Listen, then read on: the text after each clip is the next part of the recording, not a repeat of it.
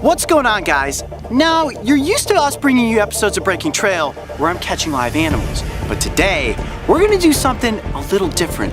We're headed off into the backcountry of Utah to search for dinosaur tracks. Now, as most of you know, I absolutely love dinosaurs, so what I'm gonna do is trade in my cowboy hat for this helmet as we ride on these awesome Polaris Razors out into the rough and rugged terrain to search out these tracks.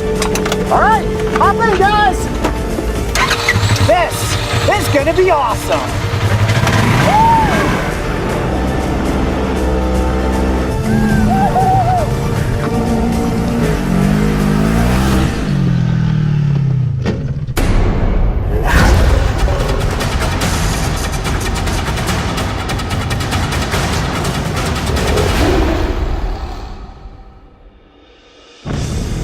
In most of our adventures, we break trail on foot.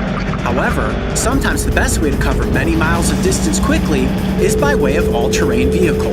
Today, the crew and I are in Hurricane, Utah, one of the best places in the West to find and get close to dinosaur tracks.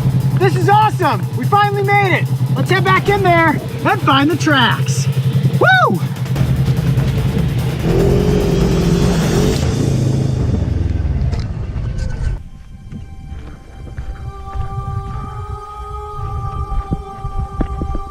Oh man, this is epic. Just this backdrop, I mean, you can't beat this. It is hot, it is dusty. Look at this, check this out. Can you see all the dust coming off of me? Oh yeah. Whew.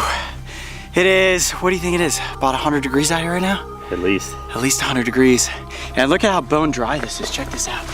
Look at that, it is just red dust.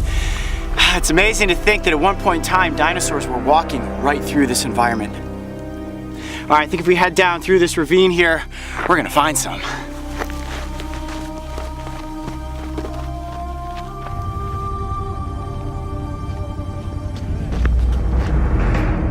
Wow, check that out. Dinosaurs pass this way.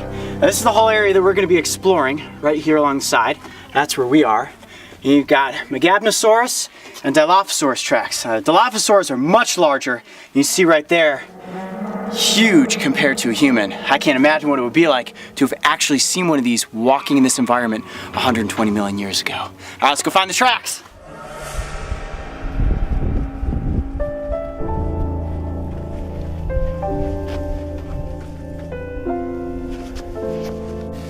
And even though this is sloped down, at one point in time before water washed through here and wore the rock away, this could have been flatter. So I'm always looking at an angle for any indentation in the rock has the potential to be a track. I mean, look how deceiving this is. That almost looks like a toe right there. Wow, I wonder if that could be a track. It's not defined enough to prove that though. All right, let's keep going.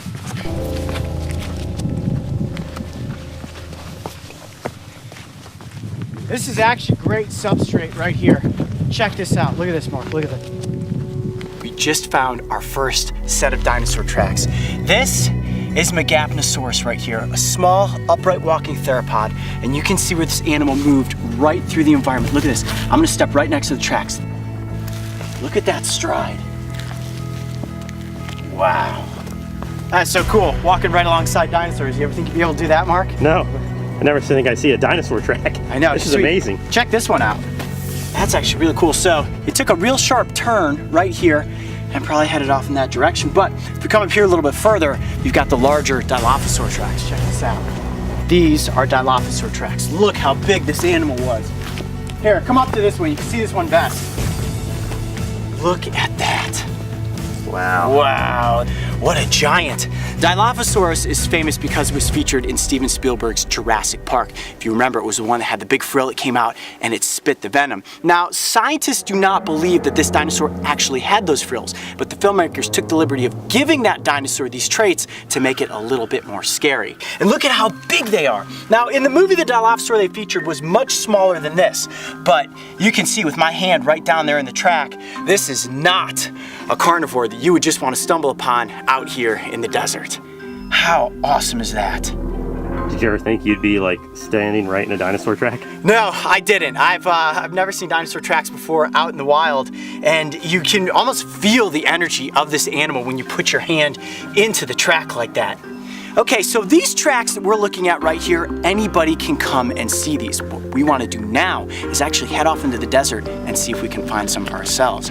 You guys ready to do this? Let's do it. It's gonna be dry, it's gonna be hot, and it's gonna be dusty. But I'm pretty confident that we're gonna find some tracks of our own.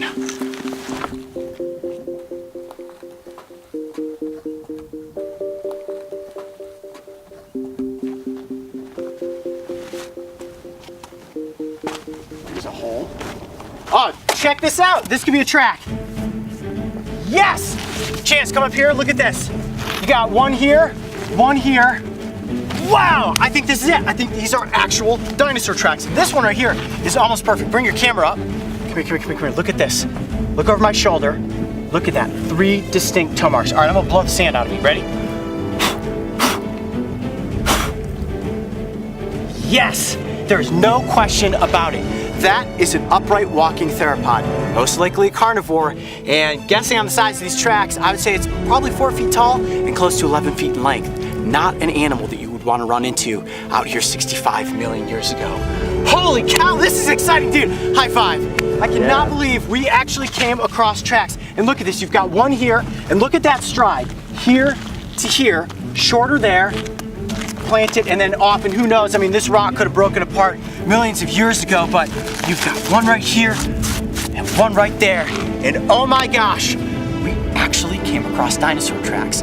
Now this was objective number 1, find dinosaur tracks, but we found them. And the good news is that we still have a couple hours out here in the desert, and we have those razors.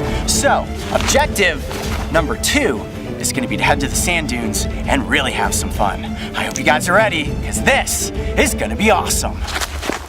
Yeah, come on in, guys. Woo! What up? What'd you think, man? We brought you out in the field. I know, this is freaking awesome. I mean, dude, This could is you pick killer. a better trip to come along with? Jeez. Hell yeah, the walls in the editing bay do not look like these mountains. It is amazing out here.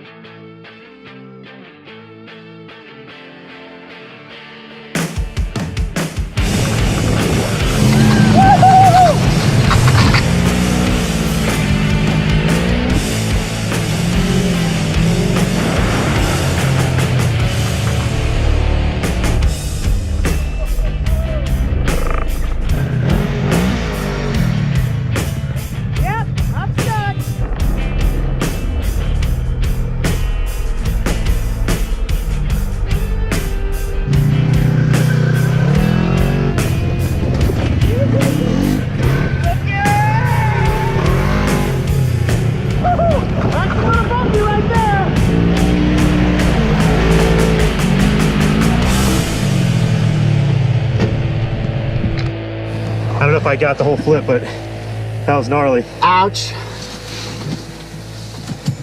You all right? Well, guys, rule number 1, if you flip your razor, is always to keep your arms inside. Thankfully, I'm walking away from yet another one. Oh man,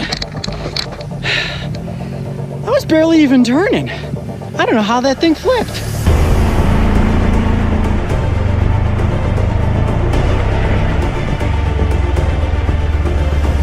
But it, yeah, I flipped it. You know, if I'm not falling off of a cliff, I'm flipping a vehicle. That's why we just usually don't let me do these things. The good lesson here is that if you do roll a machine like this, you just hold onto the steering wheel, keep your hands inside. You're always wearing your seatbelt, always wearing the helmet. So far, I'm walking away from this one completely unscathed. My back and neck might be a little sore tomorrow, but no broken bones, no stitches. We're having to bungee cord the door shut because that's broken. I cracked the top of it, and unfortunately, I may have just bought the Brave Wilderness team a razor because this is going to be an expensive one to fix. My bad. Woo! All right, Coyote. Well, that's one way to do it in Utah. Yeah, I'd say it was an extremely successful day. We found dinosaur tracks, that was awesome. Then we came out here to the dunes to rip up the sand with our razors, and I kind of rolled mine. But the good news is, no cuts, no broken bones, and yet again, I walk away from another breaking trail mishap. All I can say is that Utah is unbelievably epic. Yes, sir. I'm Coyote Peterson. Be brave, stay wild, always wear your helmet. We'll see you on the next adventure. Here we go.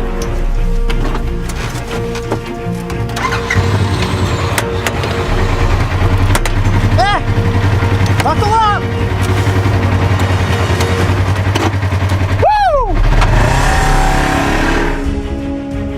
If you thought flipping my razor was a close call, make sure to go back and watch the time I missed a jump and fell off a cliff in Arizona. Oh! Yikes. And don't forget, subscribe to the Brave Wilderness channel so you can join me and the crew on the next location.